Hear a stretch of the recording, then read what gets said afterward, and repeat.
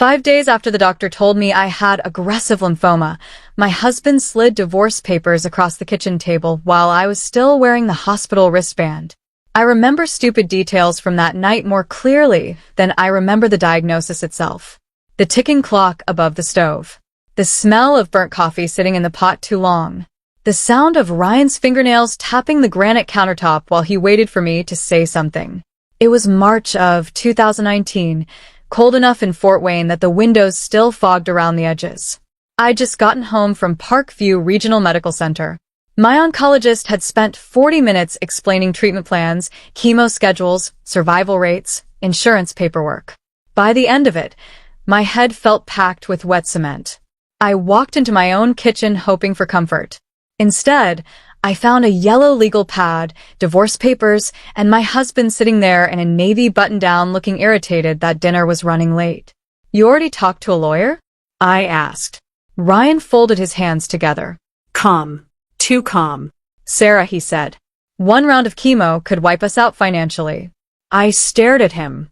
24 years of marriage, and that was his opening sentence. Not "how are you feeling?" Not "we'll figure it out." Just math. I pulled out a chair slowly because my legs suddenly felt weak in a way that had nothing to do with cancer. "I have insurance," I said. "You have private insurance," he corrected. "Your deductible alone is insane."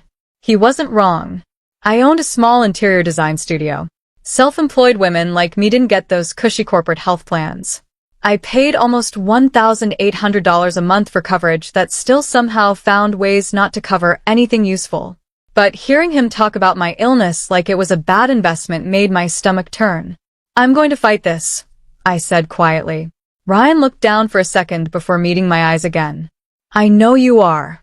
There wasn't even cruelty in his voice anymore. That was the strange part. He sounded tired. Detached. Like someone canceling a gym membership. Then, he said the sentence I don't think I'll ever completely forget. "I'm not wasting my money or my best years watching somebody die slowly." Upstairs, I heard a floorboard creak. Ethan, our son, thought we didn't notice when he listened from the staircase. But parents always know. I looked toward the hallway. Ryan didn't even lower his voice. "Sarah, I'm 47 years old. I don't want to become a widower before I actually have to." For a second, I honestly wondered if the chemo had already started frying my brain. Nothing about the conversation felt real. I laughed once, not because anything was funny, more because my body didn't know what else to do. "You planned this before I got home, didn't you?" He didn't answer. That was answer enough. I stood up and grabbed my phone from the counter. My hands were shaking harder than I wanted him to see. The bank app loaded. Joint checking account balance, $3,214. I blinked. That account had almost $90,000 in it 3 days earlier. What the hell is this? Ryan exhaled sharply, annoyed now that we'd reached the messy part. I moved my portion before treatment starts eating through everything. My portion. It was the responsible thing to do. I scrolled again, hoping maybe I'd opened the wrong account. But there it was. Transfer after transfer after transfer. Then I saw the memo line on the final withdrawal. This should cover a few treatments. That hurt worse than the divorce papers. Not because of the money. Because 24 years together had apparently ended with my husband leaving me grocery money and a sarcastic note. I heard movement behind me. Ethan stood halfway down the stairs in sweatpants and one of my old college hoodies. His face looked pale. "Dad." Ryan closed his eyes briefly, like he'd hoped to avoid this part. "Ethan, honey, go upstairs." "No." His voice cracked on the word. I remember thinking he suddenly looked younger than 16, like the little boy who used to climb into my lap during thunderstorms. "Dad, Mom's sick." Ryan stood up abruptly. "And I'm supposed to destroy my entire future because of it?" The room went dead quiet after that. Ethan stared at his father like he'd never seen him before. Honestly, neither had I. 3 days later, Ryan moved into a downtown condo with a woman named Nicole. I met her once when she pulled into my driveway in a white Range Rover while I was dragging trash cans to the curb. Tall, expensive watch, sunglasses in October. She stepped out wearing heels on a gravel driveway, like it was a runway. "Hey," she said like we were old friends. Sorry things got messy. Then she added, you got to protect your energy in this life, right? Meanwhile, I had cancer cells trying to colonize my lymph nodes. I picked up the trash can and rolled it toward the garage. The chemo started 2 weeks later. That first treatment lasted almost 6 hours. You notice strange things sitting in oncology rooms. The silence. The blankets warmed fresh from hospital dryers. The way older married couples hold hands without speaking much. Across from me, a man in his 70s rubbed lotion onto his wife's cracked knuckles while they watched a game show together on mute. I kept pretending to read a home decor magazine because I couldn't handle the embarrassment of sitting there alone. Ethan waited the entire time in the parking garage because he was too young to sit in the infusion room. When I finally came out, nauseous and exhausted, he held up 2 Dunkin' cups. One's black coffee, he said carefully. The other one's hot water because Google said you shouldn't drink too much caffeine during chemo. That almost broke me right there. The months after that blurred together. Pills, insurance calls, vomiting at 2 in the morning, trying to keep my studio running between treatments. I forgot laundry in the washer, so long it smelled like mildew. I burned grilled cheese sandwiches because chemo brain made me wander off halfway through cooking. One afternoon, I tried making canned soup for Ethan and nearly threw up from the smell myself. Still made him finish homework at the kitchen table while I sat there sweating through my shirt. The hardest day came in August. I sold my grandmother's sewing machine. The one she'd left me when she passed, a beautiful old singer that I'd kept in the studio for years. Never using it, just keeping it. I needed money for Ethan's school because Ryan had suddenly decided private school was an unnecessary expense.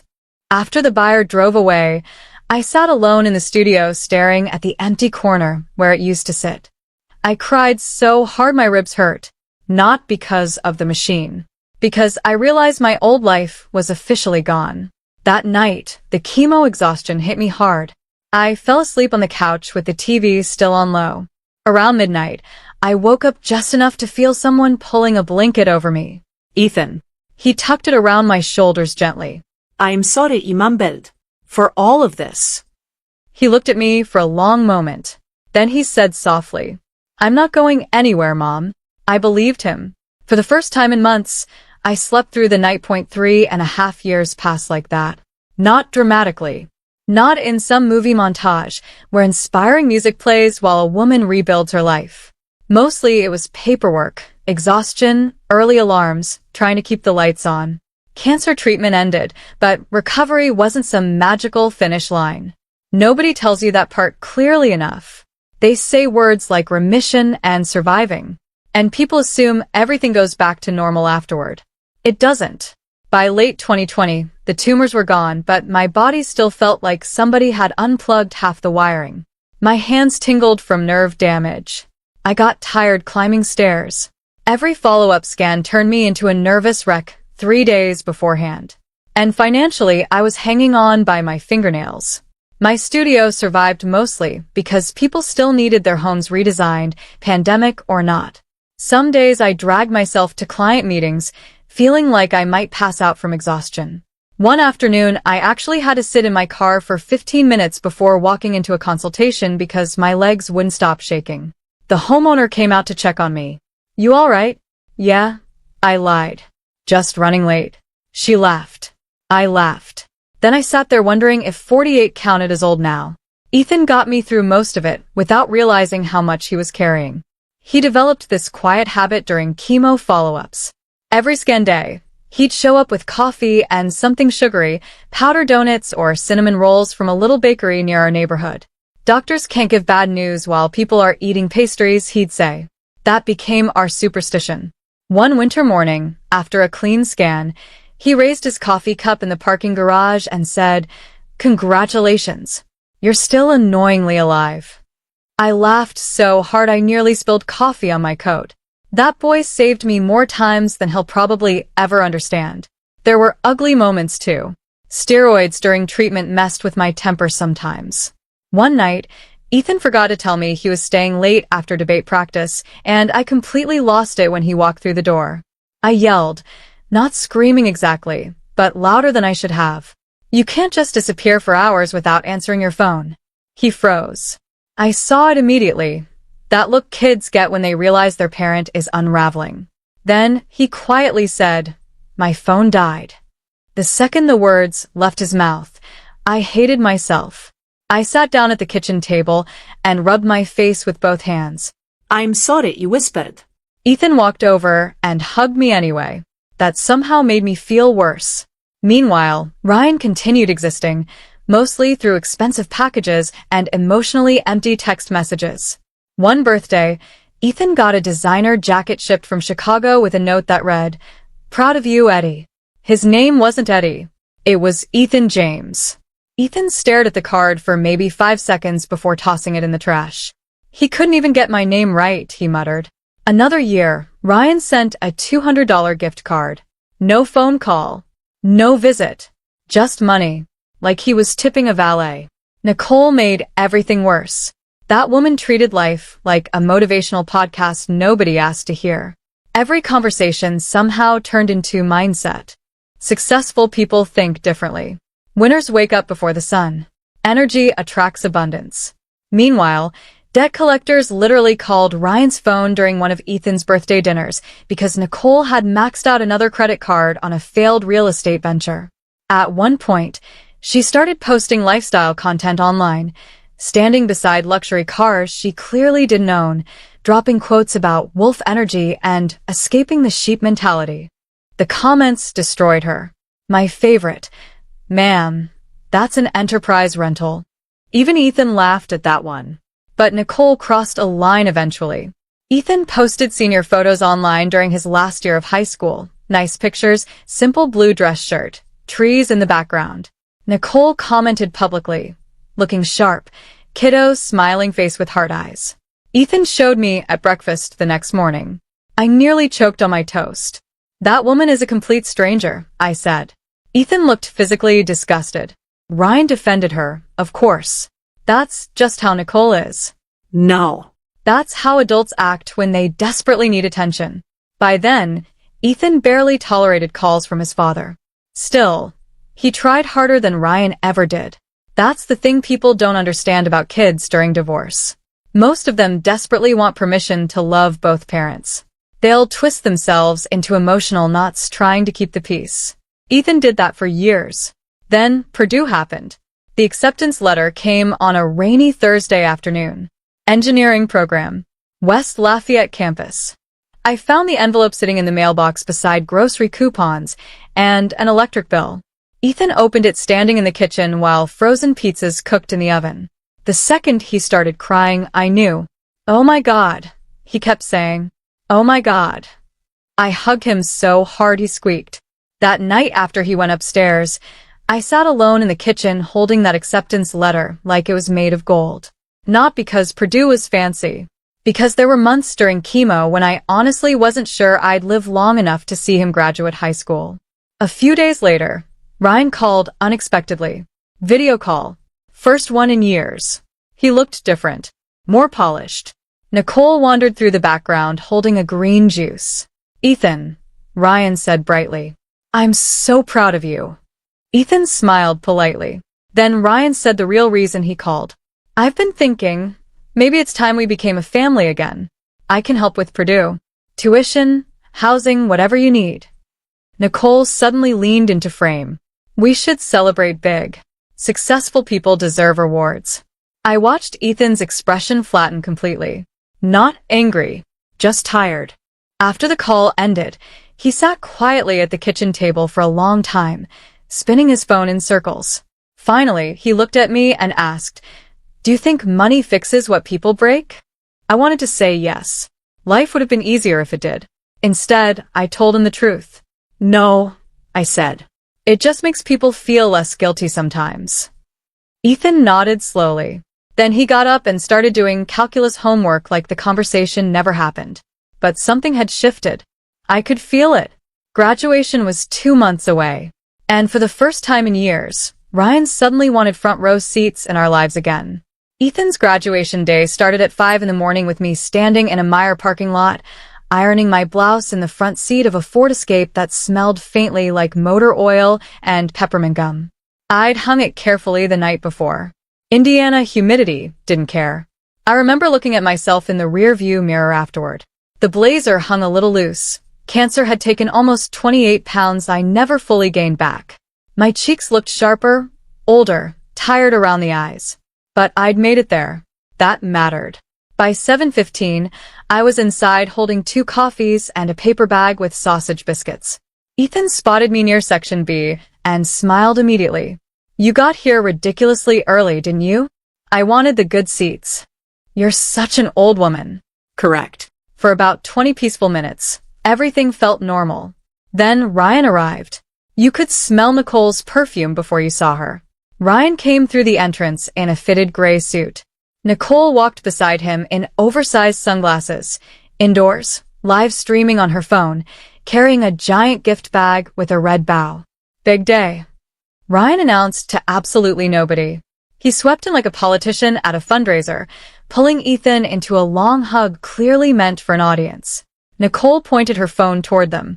"My stepson's graduating today," she announced to the live stream. Ethan visibly flinched at the word stepson. I noticed immediately. Ryan finally looked at me. "Sarah, "You look healthy." Not good.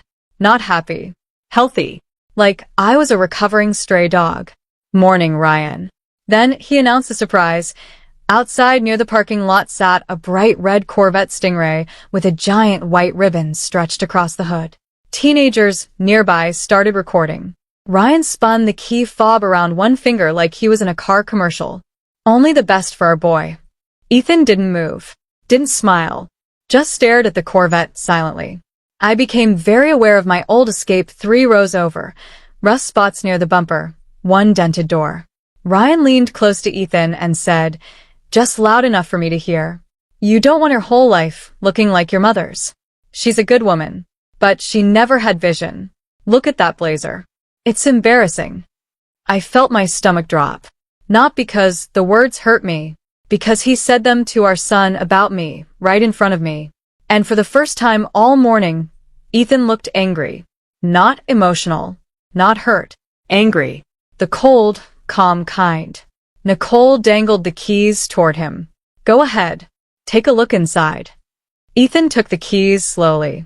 Then he looked at me for one long second, and I recognized that expression.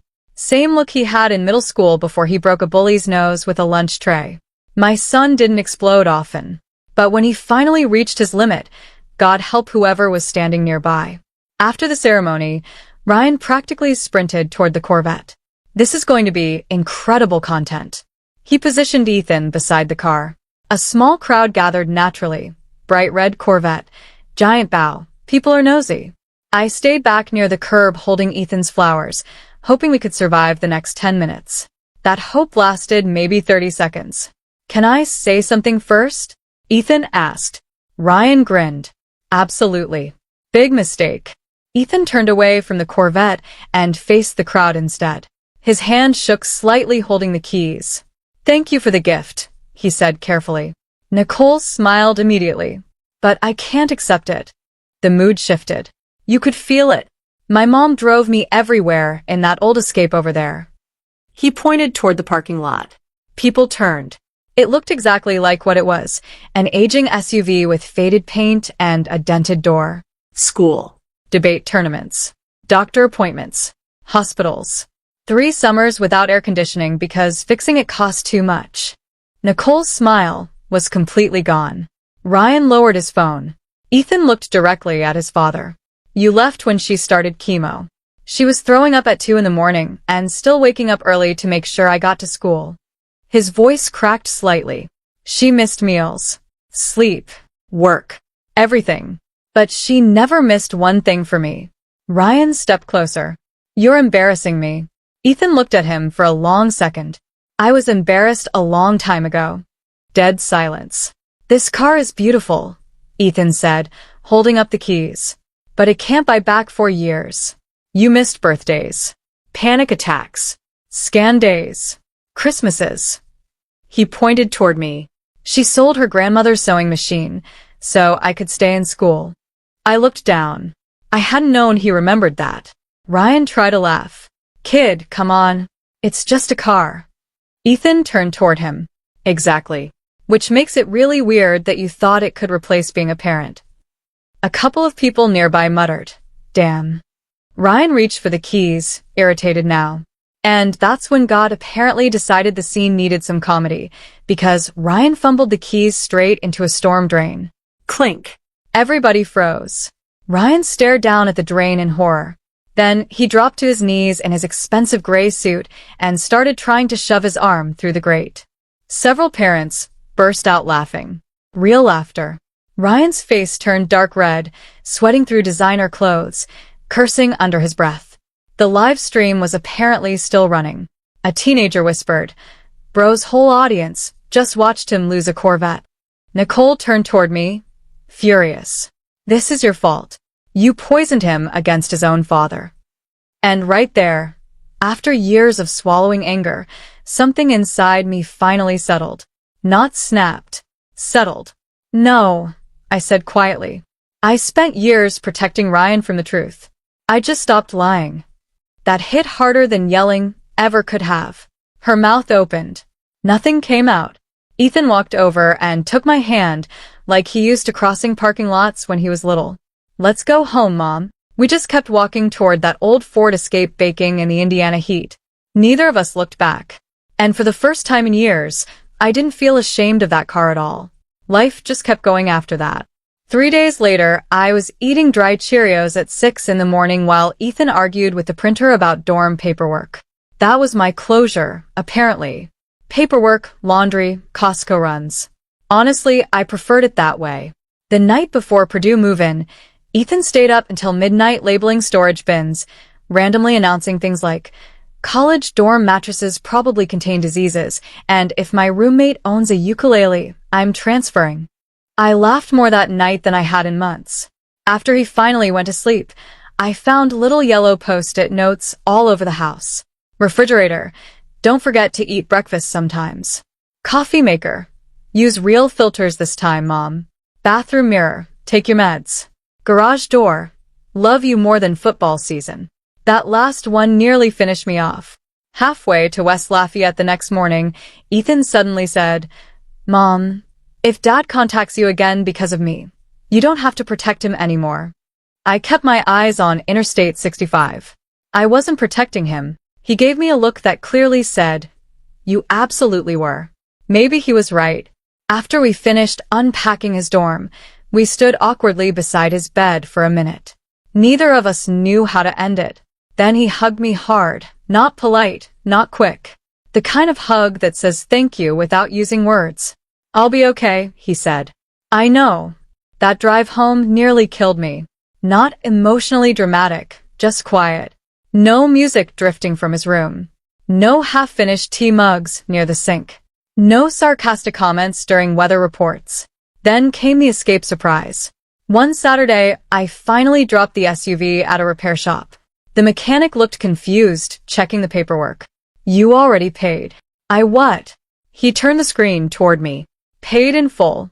Customer note. Make sure the AC works perfectly. She won't spend money on herself." I just stood there staring. The mechanic smiled. "Your son?" I nodded. My throat had stopped cooperating. That afternoon, cold air blasted from the vents immediately. I sat in the parking lot with both hands on the steering wheel, letting it hit my face longer than any normal person should. Then I flipped down the sun visor. A folded note slipped into my lap. "Mom, you spent years protecting me from storms I didn't even know were happening yet. Now let me take care of you for once. Love, Ethan." I cried. Right there, beside a Dollar General and a vape store. Full, ugly crying. Cancer took a lot from me. My strength for a while. My marriage permanently. The future, I thought I understood. But sitting there in that old Escape with cold air finally blowing again, I realized something. Illness has a way of exposing people. Some love you until life becomes inconvenient. Some stay anyway. If you still have somebody who stayed beside you during the worst years of your life, tell them what they meant to you. A lot of people never get that chance.